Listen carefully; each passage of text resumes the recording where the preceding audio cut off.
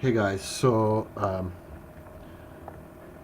tonight I don't have good news here on this whole story. It's very, very suspicious, a very, very sloppy handling of what could have been a um, fantastic end result, and it turned out to be just horrific. So, just to give you a little bit of background there, and I know actually, let's put this chat overlay on for a second here, too. Just to give you a little bit of a backstory, there's this ostrich farm in British Columbia, which is known as Universal Ostrich Farms. I'll drop the link again there. I've also got links in the description for the videos that I'll be sharing later. But so just to give you an idea, here's their web page. Hayes FAL, Snook, Silver Shelby Stacker, Mike Herrera, Niels Han Dynasty. Um, Anybody else that I missed? We've got Indy in the house as well. So this is their website here. It's showing some of their ostriches. So this is a mature ostrich farm uh, that had a herd, or a flock rather, of over 300 ostriches. Um,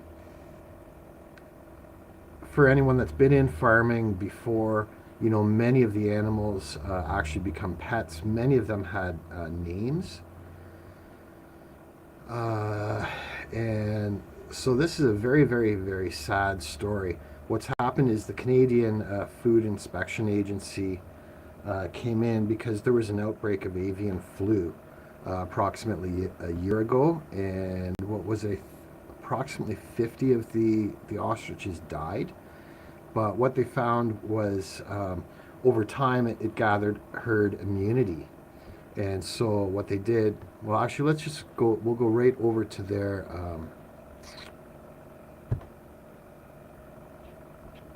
here's their YouTube channel. I'm going to share that video in a minute. But so here's Universal Ostrich Farm YouTube channel, which I have linked in the description. So here, the Universal Ostrich Farm, located in Edgewood, British Columbia, is a forefront in ostrich science. Imagine that. Owners Dave and Karen are pioneers in the ostrich science business and have developed groundbreaking research that has the potential to provide natural remedies for some of the most challenging health challenges humans face. So imagine that there would be a massive controversy over this. So let's start out. I'll start out by sharing that video that I did have queued up, which is from, and this is a short video. It's like 1 minute from 6 months ago, showing the beautiful, healthy, happy ostriches. There's no audio in this, so I'm not even going to bother muting. Hold on, I want to make sure that I'm sharing that. Oh, I didn't share it. Here, let's go back and share it. There we go. And we'll turn this chat off so you can get a little better view.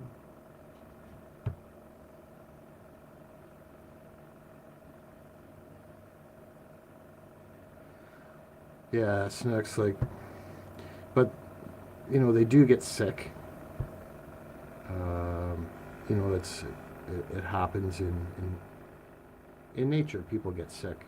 You know, I'm okay with that. What I'm not okay with is how this was dealt with at all. Um, that's right, Zaphael. And they don't want the information, even more importantly, they don't want the information out there. They don't want people to know that can happen. Um, you'll see. I don't want to say it too much right out of my own mouth. I'd rather let them speak for themselves. But it turns out that, whoa, I didn't mean to be that large on the screen. Let's go back here. um, we'll go back here for a minute.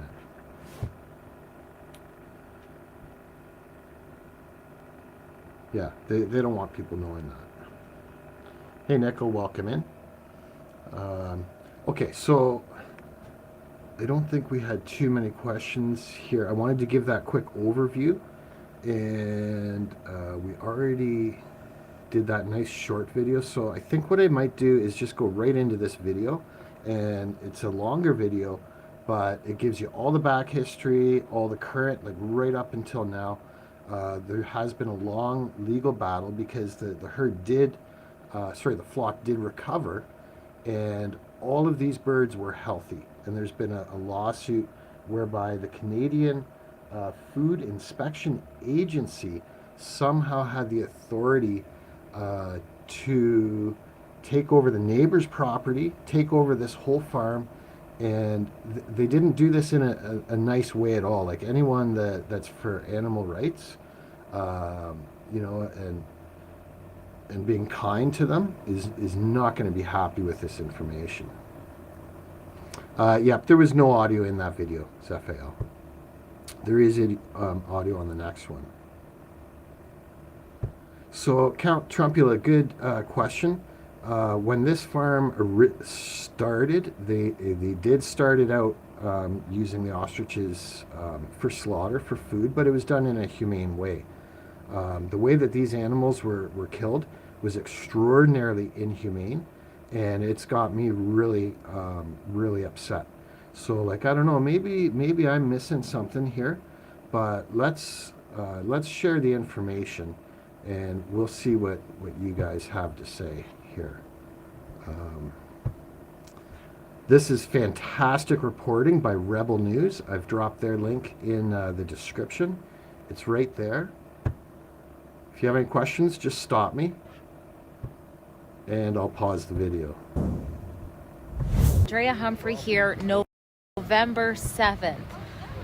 Outside of Universal Ostrich Farms with no ostriches, at least no living ones, because the Canadian Food Inspection Agency hired their hitmen to come and slaughter hundreds of healthy ostriches because they caught a common flu for animals of all types in the wild, by the way, a year ago. There behind me, there are blue bins now being packed with ostrich carcasses. The slaughter is over. It ended sometime between 11 and 12:30 a.m. I'm actually going to shift here because this other... And also Rebel News has close-up footage as well coming that will be better quality. It's pretty gruesome in there. You can see their feet in the air. It's pretty sick, but I want to talk about a couple of things. Number one, earlier we captured them remove the hay bales in that area right there so they could drive in, and they had no PPE on whatsoever. You would think that these hay bales, after you just blasted a bunch of ostriches, hundreds of them, with blood spatter and whatever else, would have been treated as some sort of biohazardous thing if there was some sort of risk here. But of course, it's all just a show. Anybody with 2 brain cells knows that. We don't know how long it's going to take for the CFIA to finish. They certainly, worked fast and swiftly last night to annihilate the lives of the ostriches and the livelihood of the farmers. I have no clue what these farmers are going to be left with. I put out some clips of, the morning for the farmers as they woke up. My colleague Sid Fitzgerald's here, and he also interviewed Dave. And I heard Karen say, at this point it's early, but she's saying, how could I go back? How could I go back to ostrich farming after something like this happens to you? And I imagine a lot of the farms being wiped out with this stamping out policy, healthy or not, we kill them all on speculation and with overcycled PCR tests. I imagine a Okay, so Snooks has, a fair question here. She says, I don't get the point of this at all. So the point is that there was an outbreak about a year ago, but the flock recovered. And once they recovered, the entire herd has been, I keep saying herd, but flock has been perfectly healthy. There's videos of them dancing and jumping around. They're happy. They're wonderfully well taken care of, just like family. And hey, Jeffro and Eugene. But what's happened is the Canadian Food Inspection Agency has come in and said that all of the birds have to be killed. And that's their process. What gets worse is how they were killed and how they treated these people. This is not normally how it happens when a herd or a flock is culled. Usually it's done in a humane way, so you're not traumatizing the animals and you're not traumatizing the farmers. But that's exactly what happened here, and it's nasty. So I did put a pinned comment in there. There's not going to be any really graphic visuals, but some of the people that are interviewed in here, they don't go into go on and on with graphic details, but they give you a pretty good idea as to just how unprofessional, how sloppy, and how disgusting this was. Don't forget to mention that they're contained, cannot fly. That's right.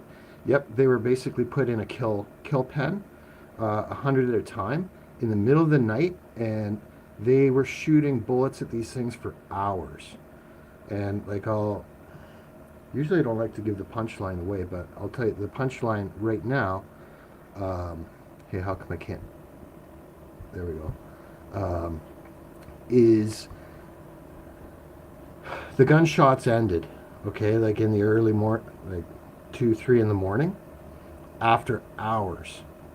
But then at like 8 or 9 in the morning, the gunshots started again, indicating that some of these birds suffered for like 4, 5, 6 hours with bullets in them, but they hadn't quite passed. So that's all I'm going to say on this right now, because I'm getting pretty upset. But that's the point of me sharing this.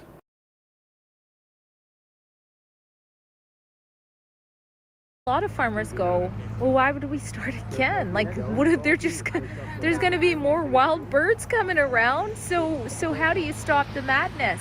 Now, of course, the answer from the big pharma and friends is, oh, well, you get a vaccine. And we've seen how much that stopped the virus during COVID.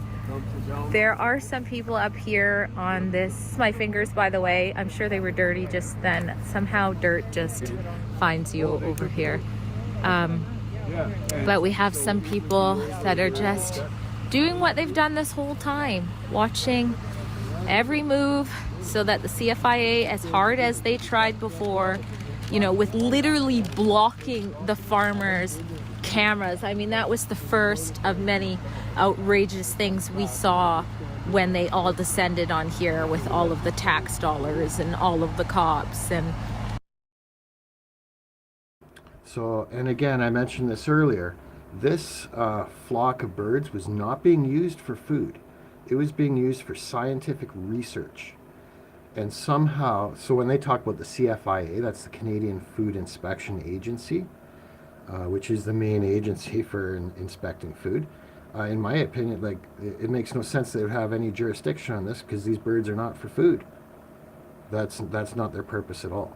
So I'm telling you right now, there's something much bigger going on behind this, and it affects not just us here in Canada. I think this is being used as a test, and you'll see how brazen, I'll just say the authorities are in this, and they mock us. You'll see.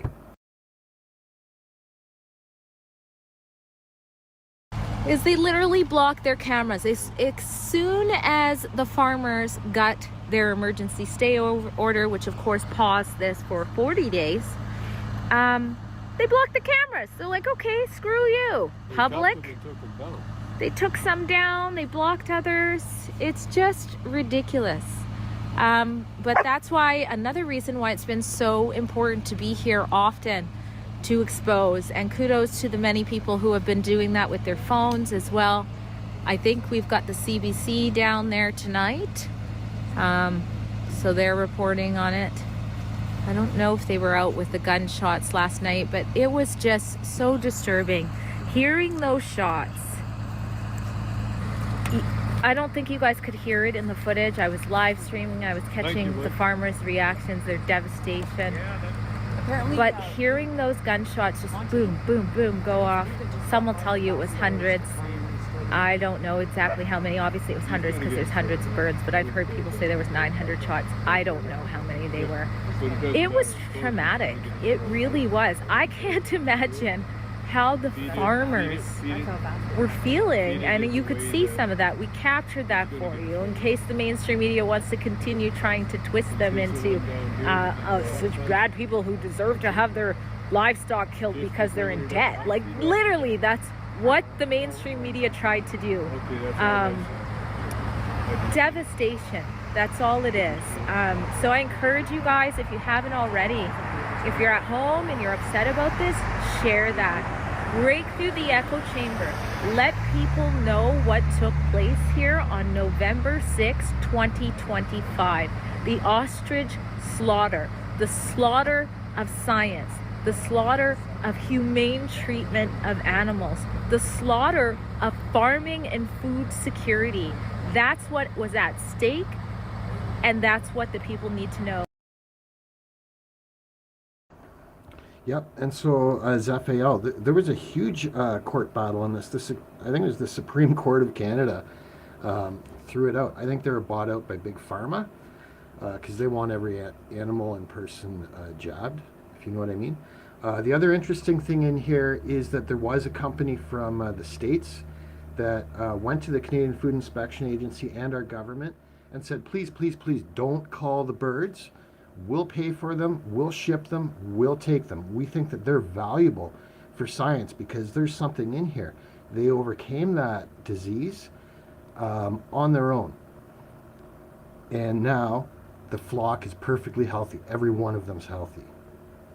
And the Canadian Food Inspection Agency and the government and the legal system here said, no, we want to kill them. They have to be killed. Like, unreal.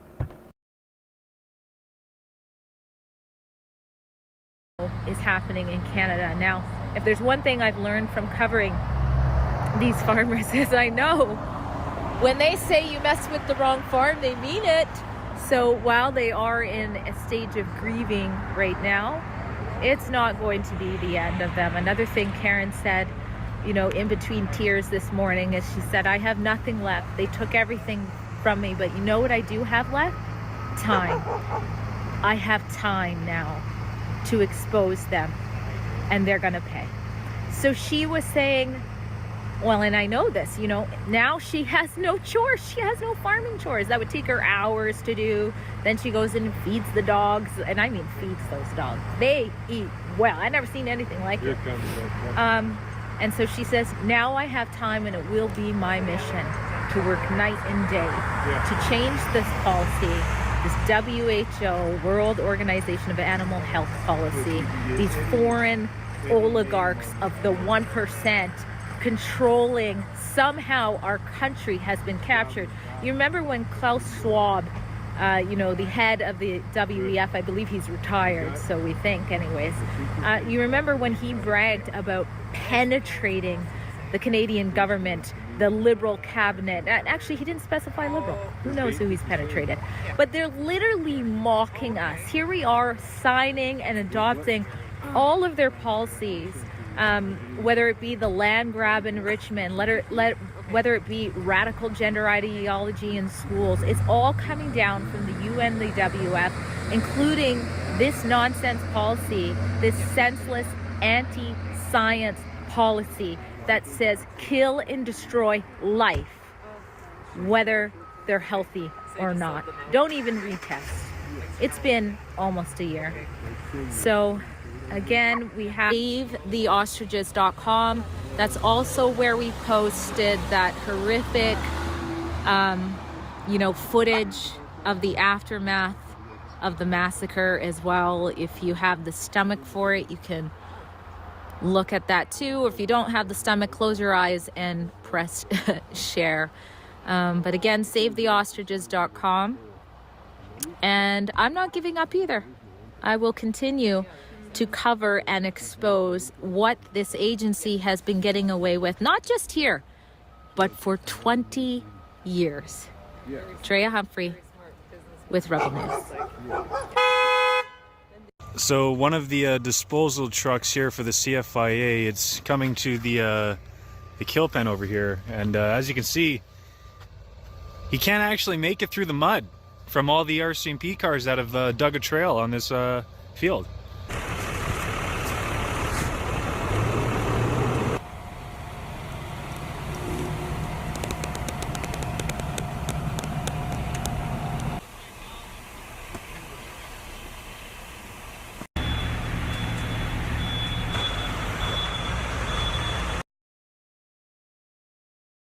Okay, so just pay attention here. This is supposed to be hazardous materials that they had to kill, right? Because whatever their reasoning was. The other side is saying that they're all perfectly healthy. They've got their own veterinarians, their own health practitioners, and they're all perfectly healthy. They say they have to kill them all. So this is how they're going to remove them. It's supposed to be hazardous material, right? So just keep that in mind. There's no markings on these bins, which is basically their coffins. There's other things there. I don't want to talk too much, so I'd rather just play this out. Here we go.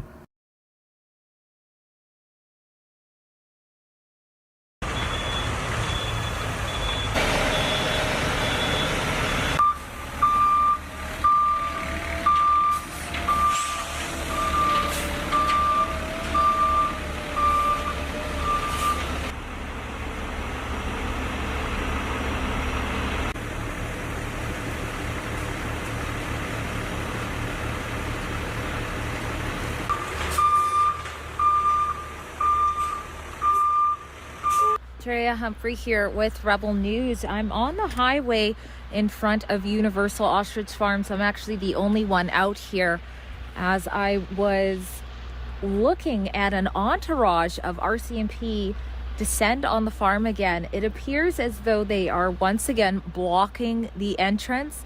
My guess is because that means the ostriches, unfortunately, have all been filled and the trucks are about to leave, and perhaps the police are trying to prevent maybe people from following them. Even as a journalist, I'd be interested to know where exactly they're disposing these so-called biohazardous ostriches, carcasses now, unfortunately, because I think the public would love to know where those tax. So a good question, Magic. Magic says, why the mask? And like I saw one guy had a mask on, like a paper filter mask, and one guy had, his thing up over his face like that. I think that's because you got like over 300 dead ostriches out there. It's probably going to smell, but I don't think that they're treating it like it's a hazardous issue at all, or that there's any issue health-wise out of the ordinary, which doesn't make sense, because that's why they said they had to kill them, because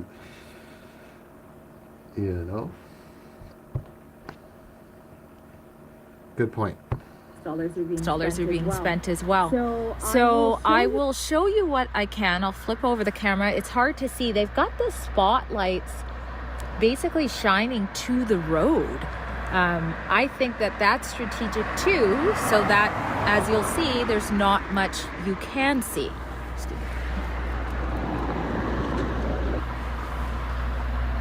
Okay, so there are quite a bit of officers that have arrived and driven through the neighbor's lawn to get over to this side of the farm.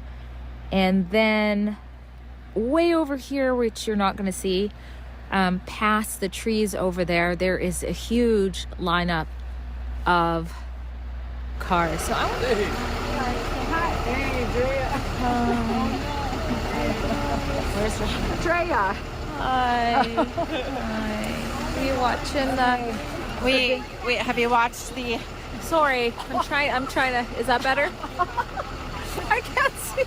Is that better? Yeah.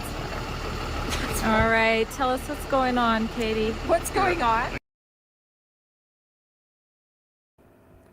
Okay, so this is the daughter of the ostrich farm owner. and she is really well spoken, really passionate, and she gives a lot of information here. But another thing I like is it's not one of those videos where she's, you know, crying and crying, and obviously my condolences to the family and everyone involved. But she really holds it together and really points out the good information that I could not possibly articulate. And so that's why I'm going to mute up again. Listen to this lady.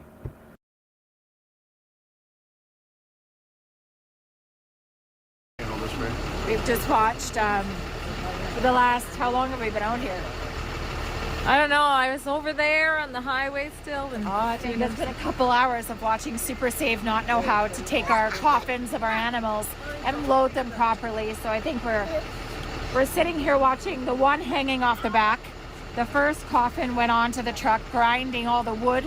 So we're asking the first scale that they go through. They Barney and Rebecca and Barney and Sergeant Bilko and Regretta and Frank and Lulu, Connor, Ethan, Katie.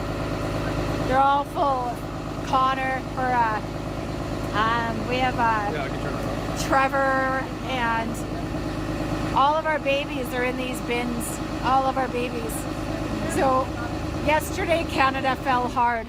They fell really hard. Canada fell hard yesterday. And what about you? Where are you at with all of this? Where are we at? I think we're numb. Yeah. My mom and I said, I think the best way to explain it, it feels like we're not even in our bodies right now. So it's going to be a long road to recovery, but this is giving us the determination and momentum to fight for a better way. And they just gave us more strength. They don't know it, but we're a family that fights hard and we love hard. But when we fight harder.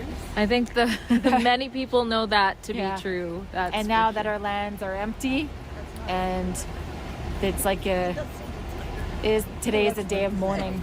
And I think November 6th and 7th will be known for a long time in Canadian history for when the world woke up. When the world woke up. Thank you. Okay, so can you show me what you were talking about over here, what I'm looking at? I don't know why this just spin. Oh, Property after the cull has been completed. And I think that's why they're panicking. I don't know what's going on with this. Oh, weird.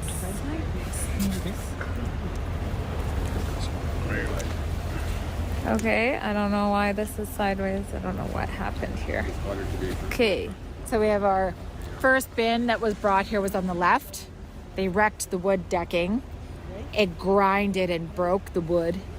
Either these bins with our big, beautiful prehistoric birds are overweight.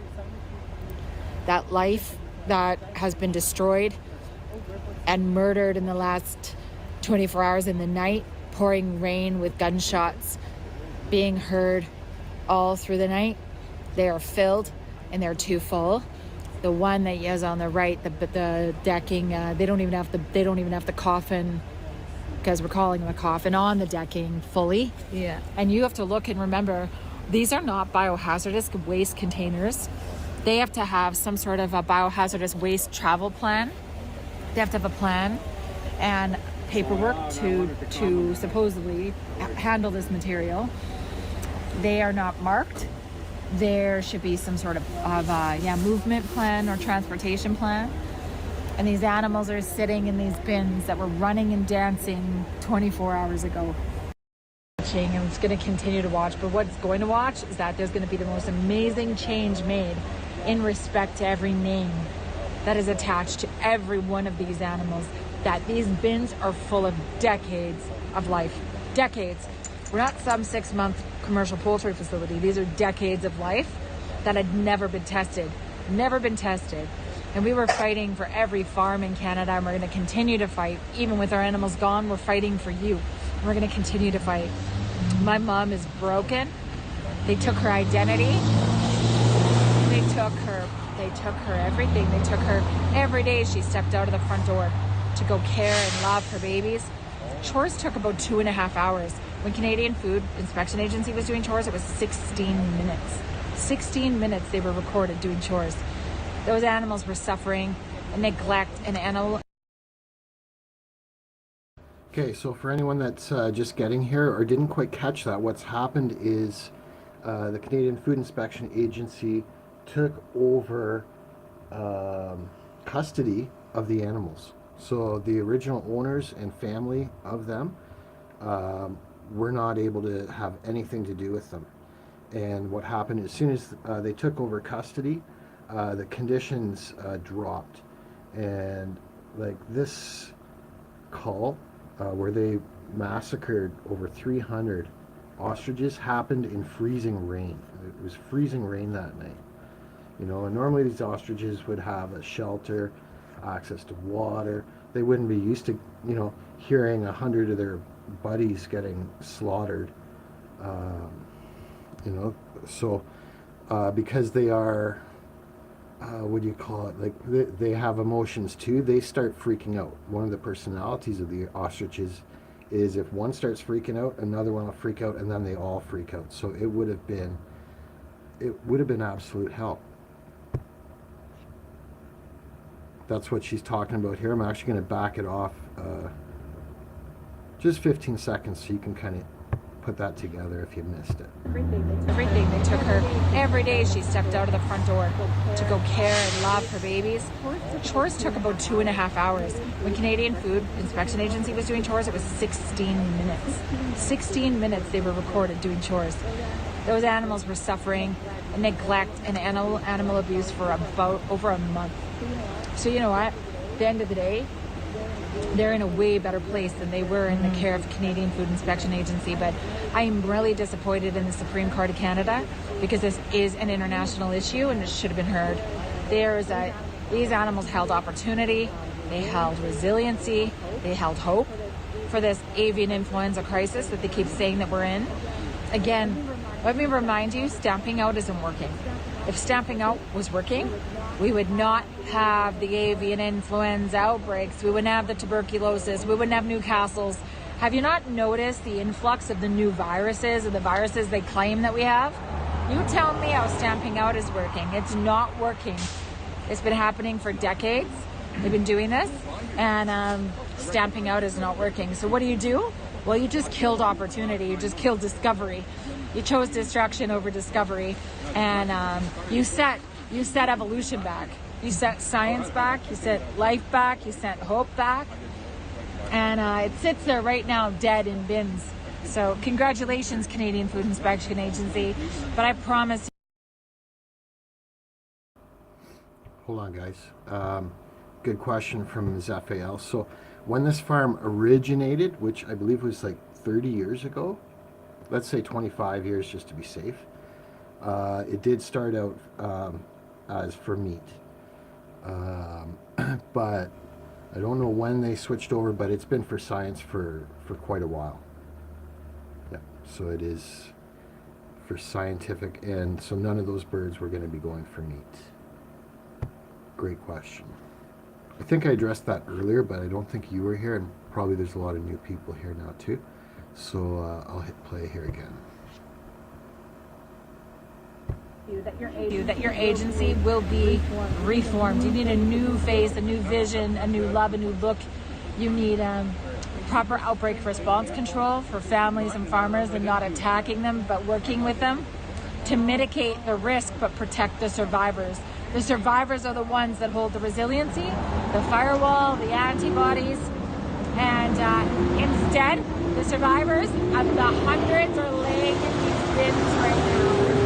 So, what do you make of the Canadian Food Inspection Agency's claim today that they did the most humane way of killing them? Gunshots was the most humane, and that's everything they did. They stuck to it by the book. I don't know. Let me ask you, Canada. Was that the most humane way you've ever seen? Gunshots ricocheting the sound through our windows that we could hear in our home. Not 2 hours of it, not 3 hours of it, but like 6 hours of gunshots with hundreds of animals trapped in panic when they were supposed to be resting at night.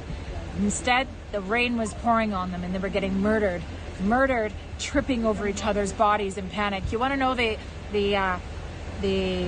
character, the personality of an ostrich? They panic. They panic when they have fear of loud noises, and when one starts to panic, then the other starts to panic, and then the other one starts to panic. So in 6 hours, I'm promising you, it was chaos. It was chaos. It was murder. It was the worst way, inhumanely, you could have ever approached this by hiring, what do they call them? Marksmen, or yeah. So they hired hitmen. They hired hitmen to kill life. Yeah, we chose destruction over science and death versus life yesterday, all because the Canadian Food Inspection Agency will not work or collaborate with us. Science took a back seat yesterday. It has for 11 months. Transparency, truth, communication. It's all a broken system, and that's what we're fighting for at Universal Ostrich Farms. And we still are called Universal Ostrich Farms. And we'll be remembered for that forever. You don't just replace these animals. These animals are decades of lineage, decades of environmental challenges these animals have went through and built up antibodies and resistance. And you know what they showed at the end? The biggest resistance and the biggest resilience. And that's what Canadians need to come up, and they need to rise up, and they need to act like an ostrich, and they need to be resilient, they need to be strong, and we need to show the government that the government is nothing without its people. And we, the people, our voice, we shouldn't be punished for using our voice. Our voice matters. Your voice matters. My voice matters. My family's voice matters. And when we have an opportunity to create change peacefully, like we've done for 11 months, but be shut down, that has a ripple effect across the world. And that will create change.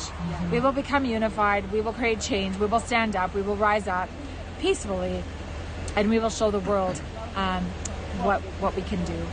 Well, I don't think it's humane to kill anything living for zero reason, which is what they've done here. They didn't just torment our family, they tormented the world. That's what the Supreme Court of Canada missed. This is the world. The world was watching. The world saw themselves in these animals. They were beacons of hope for so many across the world, and you took that away from the world. You didn't just take that away from my mom and from us, you took that away from the world. Speaking about the science, can you go back to when they first came on your property and they asked you, it was around the time they first came, and they asked you, where are you storing the antibodies? And then give us an update on what you know about their pursuit to find those since then. That's right. So we have, back in February, they asked us when they came from one of their last visits. So they hadn't been on our farm since February 26th to September 22nd. If we had the biggest, most virulent threat of avian influenza in Canada, then they put you at risk because they hadn't visited our farm in over 6 months. No soil samples, no water samples, no samples from our ostriches. But on their visit, they asked us, they said, where do you store your COVID-19 antibodies? And we said, what? What do you mean, our COVID-19 antibodies? And they said, yeah, because when we're coming for everything. And so right now, we do know that they've hired a private lab out of Quebec named Lafont Medical to produce the research that we were giving them in December, January, February. And so that alone, if that isn't a red flag for all Canadians, that the Canadian Food Inspection Agency could grant almost $1 million to a private lab in Quebec. But you couldn't garner the respect of a family that's been dedicated to this for 4 years and had science and research handing it to you ready to use.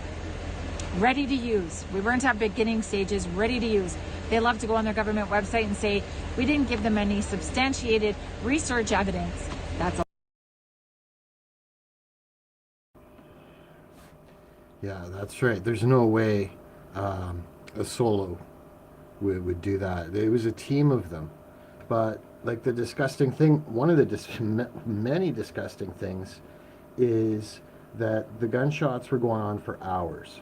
There were counts of over 900 gunshots throughout the night. And then apparently there was 4 or 5 hours of silence. And then the gunshots started again. And this is apparently because many of the ostriches were shot, in the early hours of the morning rather, but they didn't die. So they suffered for hours. And that's even with a team of them. Yeah, good point. We have all the emails. I We see have that. all the emails. We have all of our business plans. We had you. I looked at that when I started covering because I wanted to make sure it was legit. That's right. But you And see the they have it mainstream all, media. But they decided to go and give a $750,000 grant to Lafont Medical in Quebec because they want to go and privatize their own farming, their diagnostic test kits for avian influenza for farmers, which we were working on to be 98.9% effective using our antibodies to protect farmers from the situation that we're in right now. So again, we're going to keep pushing forward. We might not have the animals, but I promise you we're going to protect you as the agricultural sector and the livelihoods and the generational farmers that you've dedicated your lives to, and the lineage and the genetics that you carry that are going to be the hope for Canada. We will protect you. We're asking you to stand with us though, because we can't do this alone. We need the Canadian farmers to stand up. You need to rise up. You need to come out of fear, and you need to get into strength and hope. And you need to know that if we band together, we'll create the change to protect you, your children, your grandchildren, and be the hope that Canada deserves.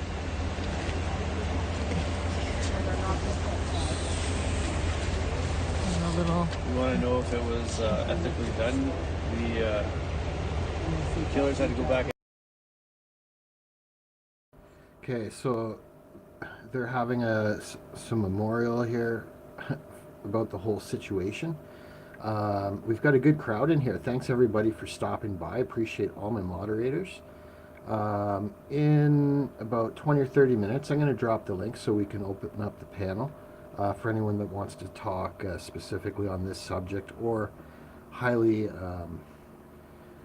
related subjects, at least for the first 10 or 15 minutes. So I'm going to hit play here again. There's another great interview here with, I believe it's the son of the owner of the farm coming up.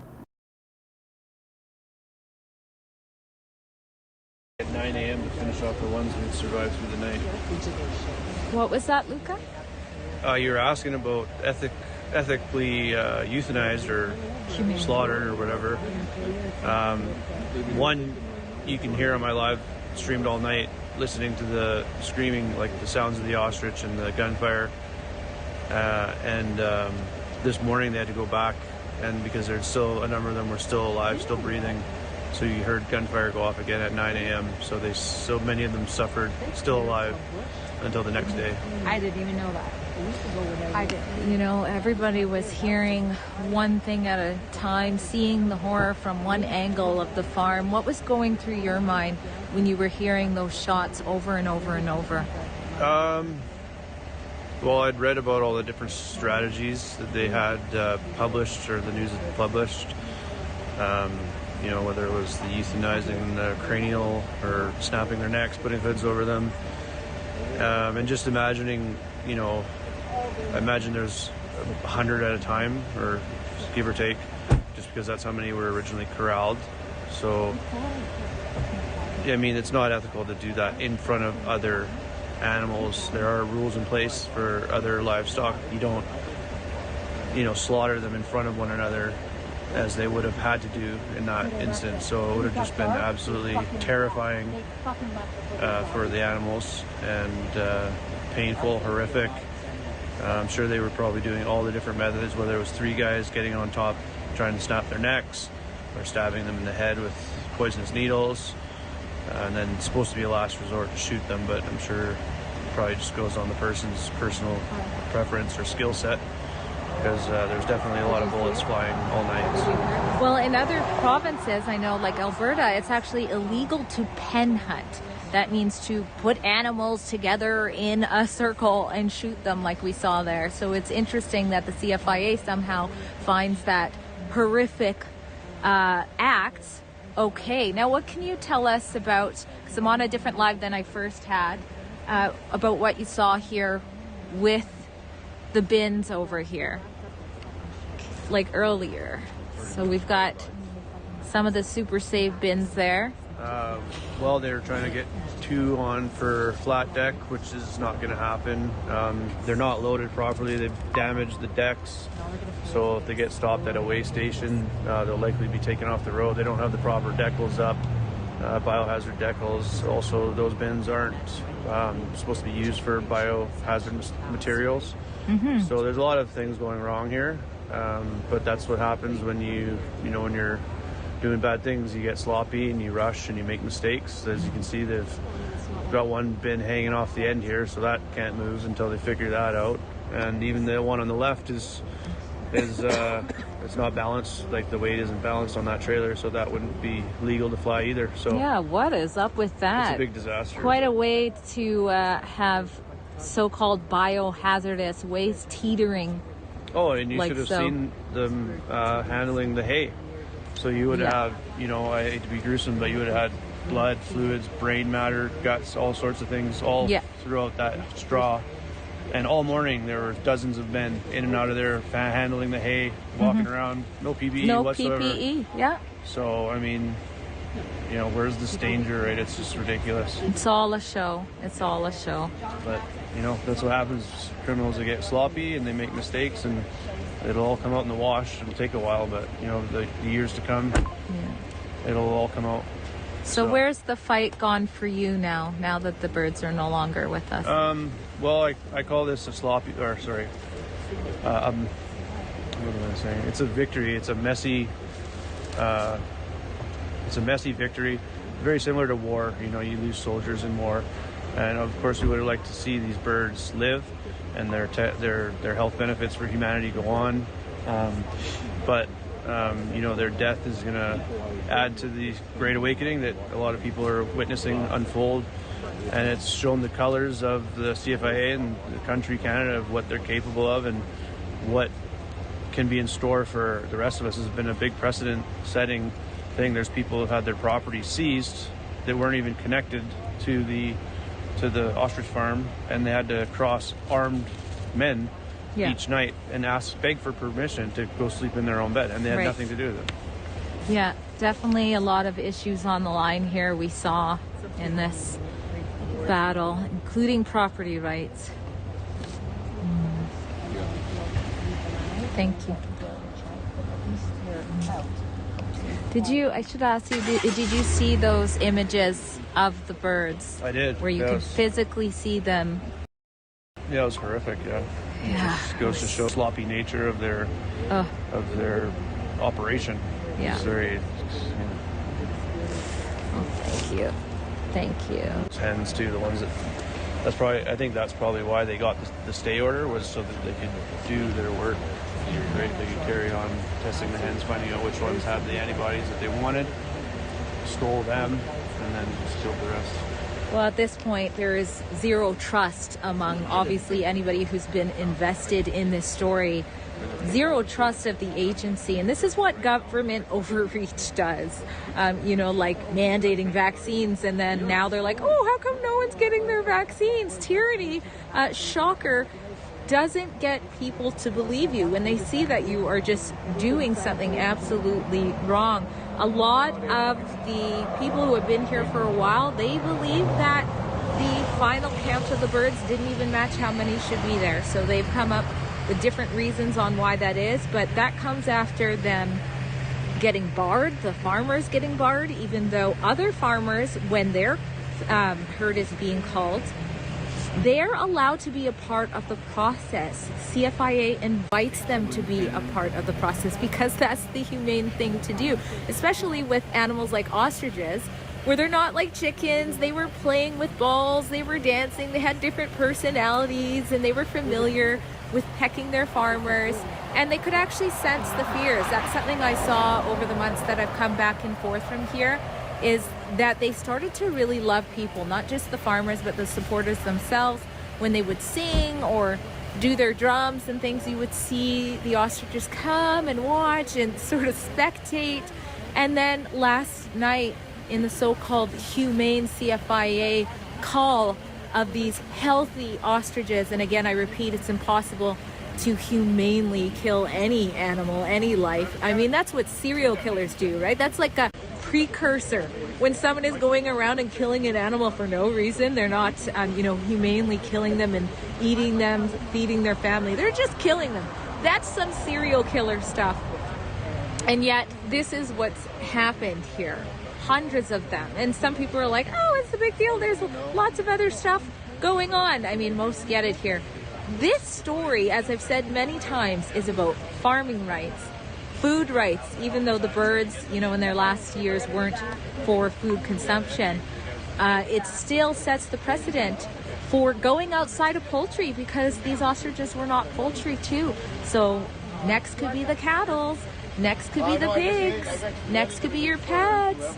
So it sets a precedent for that, that doesn't matter if your flock is healthy. That's what the CFIA eventually said, because of course the reasonable thing for the farmers to do was say, could you please test them? You've never tested a single one of the birds that they just slaughtered and put into these bins behind me. Just test them. We know they're healthy. And eventually the CFIA admitted it doesn't matter. We're not testing them. We're just following the policy. Not even a Canadian birth policy, a policy birthed out of foreign oligarchs from the WOH, the World Organization of Animal Health. I mean, they got their own warrant under the Animal Health Act.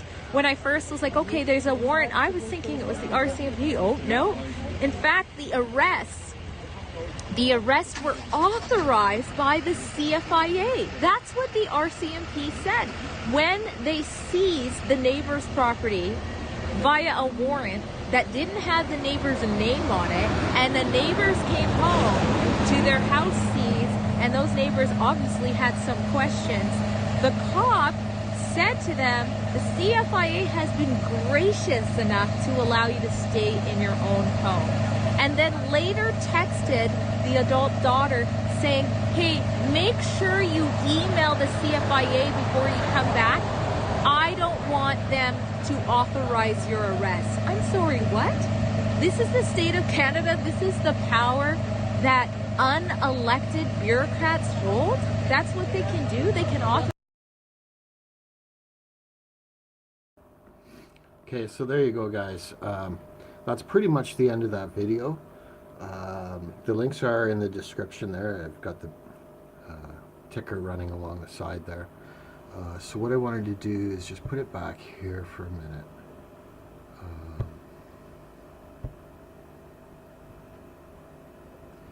Because this is their YouTube channel. Just want to make sure I'm not muted. So I've put that in the description as well. So at the beginning of this video, of this live stream, I shared a recent video. It's 57 seconds. Beautiful, happy, healthy ostriches from 6 months ago, which I'd seen before, but I haven't seen this one here, which is the first video that they ever put together from 5 years ago. So I want to check that out now. It's like 4 minutes. Share it with you. We'll see if anyone comes on the panel. We'll chat for a bit. We can move on to other subjects too if you like. And yeah, I'll try to address any questions that we have. So here it is.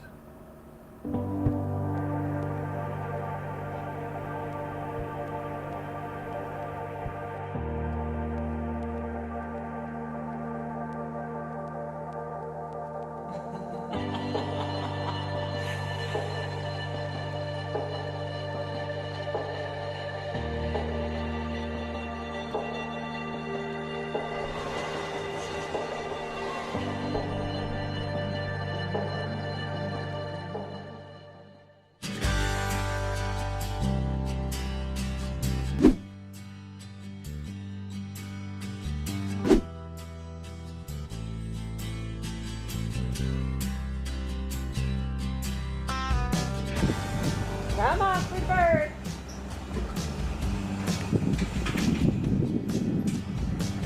Come on, baby.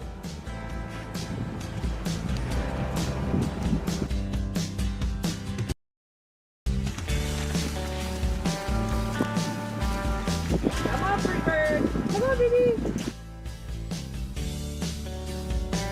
Come on.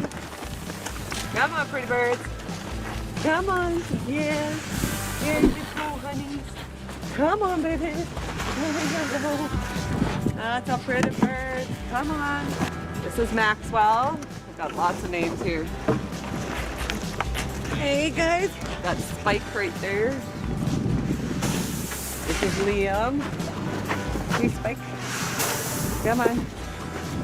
Come on, baby. Rufus. Come on, baby.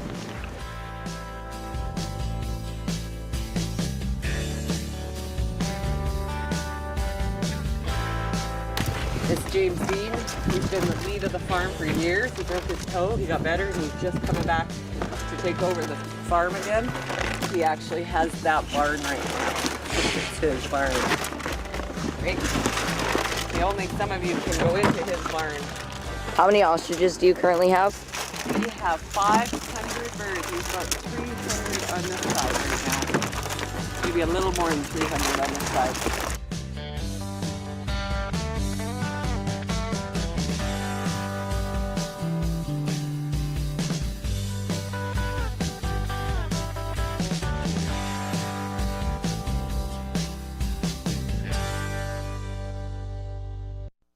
They're like dogs. They love attention. You do have to worry. Obviously, like the hormones are up. See, his beak is red.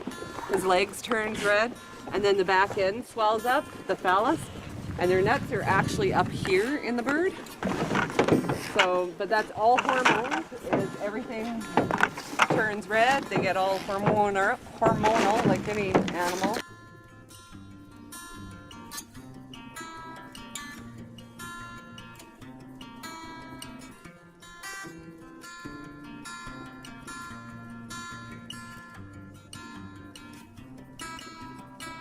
See, she's bathing in the nest.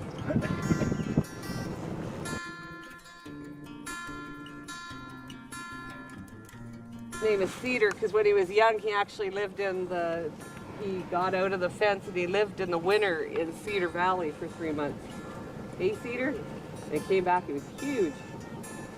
Survived off leaves, I guess. This field looks like it's less populated. Well, that's because they were all at the feed buckets. Yeah. See, this is all of their domain. They have a huge domain that they all get to go. You're okay, boy. Here. Come here. Come on, girls.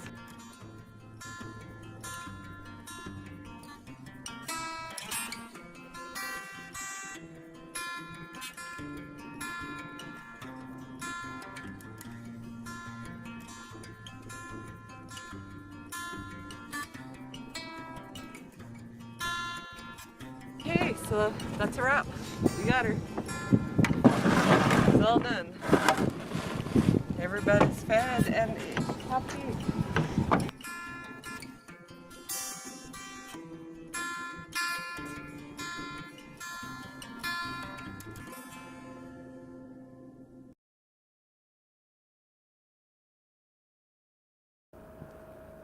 Okay, well, there you go, guys. I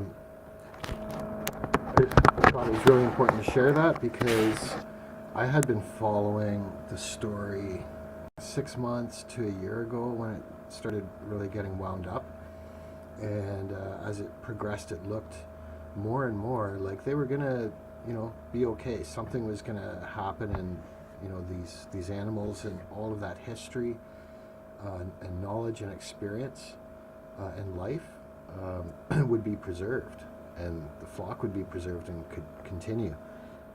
And I missed it that there was the go-ahead to it, and I just got the news coming down late last night, and I didn't really check it out till today, and I was like, whoa. So just wanted to share that. For anyone that's new here, welcome to JM Unleashed. I run a variety channel, cover some news items like this, but more it's about dogs, music, entertainment, precious metals, and I do a words game every Monday at 5 p.m. Eastern too, similar to Scrabble.